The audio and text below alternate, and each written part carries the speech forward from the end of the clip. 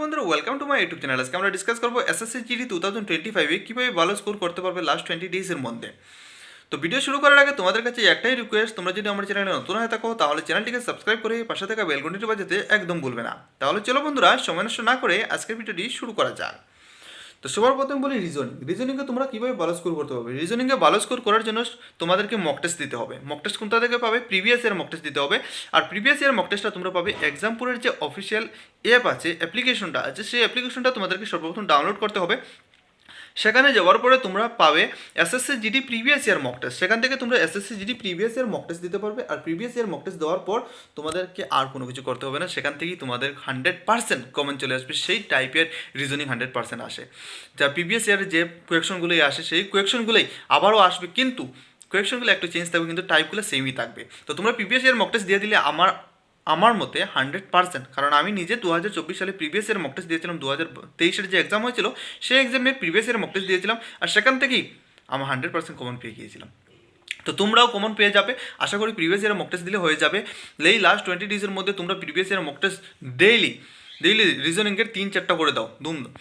3-4টা করে mock test দিয়ে দাও। আর তোমরা যদি জিকেতে কীভাবে ভালো স্কোর করবে, জিকেতে ভালো স্কোর করার জন্য তোমাদের সর্বপ্রথম কী করতে হবে? টপিকগুলো ক্লিয়ার করতে হবে। তা আমি কয়েকটা ইম্পর্টেন্ট টপিকের নাম বলে দিই, সেই টপিকগুলো তোমরা একবার দেখে নিও।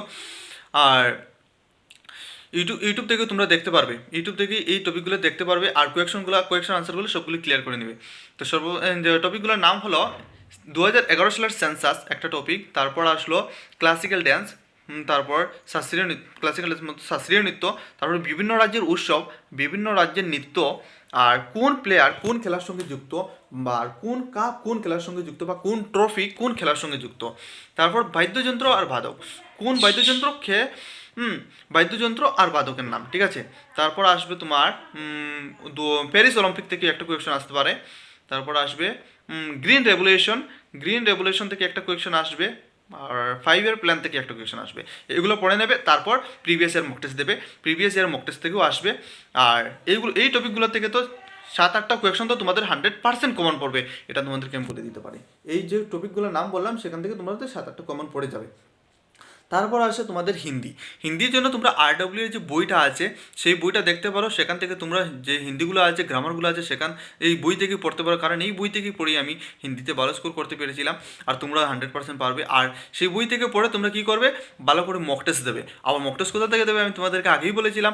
এক্সামপুরের যে অফিসিয়াল ওয়েবসাইট আছে, অফিসিয়াল যে অ্যাপ্লিকেশনটা আছে সেই অ্যাপ্লিকেশন থেকে তোমরা মক টেস্টটা দিয়ে দিতে পারবে। আর সেখান থেকে তোমাদের ভালো স্কোর হয়ে যাবে। তারপর আছে ম্যাথসের জন্য সর্বপ্রথম তোমাদের যেতে হবে ইউটিউবে যাওয়ার পর আরডব্লিউর যে ইউটিউব চ্যানেল আছে, সেই ইউটিউব চ্যানেলের মধ্যে একটা বেচ আছে পরমবীর বেচ। এই পরমবীর বেচের মধ্যে অঙ্কিত ভাটি স্যারের সব টপিক সব চ্যাপ্টার ভালো করে ক্লিয়ার করে দিয়েছে। সেখান থেকে তোমরা ভালো করে ম্যাথসগুলো ক্লিয়ার করতে পারবে। যে চ্যাপ্টারগুলো তোমার ভালো লাগে সেই চ্যাপ্টারগুলো এই সময়ের মধ্যে ডেইলি তোমরা এক একটা চ্যাপ্টারের কয়েকটা টাইপস অঙ্ক তোমরা শিখতে পারো ডেইলি। ধরো যেমন আজকে তোমরা টাইমিং ড্র করলে, কালকে তোমরা অ্যাভারেজ করো, 2 দিন করে এক চ্যাপ্টারে টাইম দাও। আজকে কালকে দাও তোমরা টাইম অ্যান্ড ওয়ার্ক, তারপরে দাও আবার অ্যাভারেজের মধ্যে 2 দিন টাইম, এরকম পার্সেন্টেজের মধ্যে 2 দিন, এভাবে তোমরা কমপ্লিট করে নিতে পারবে। তো বন্ধুরা, তোমাদের ভিডিওটি কেমন লাগলো? যদি ভিডিওটি ভালো লাগে থাকে তাহলে ভিডিওতে লাইক করে চ্যানেলকে সাবস্ক্রাইব করে আমার পাশে থাকবে। আজকের ভিডিও এই পর্যন্ত, ধন্যবাদ।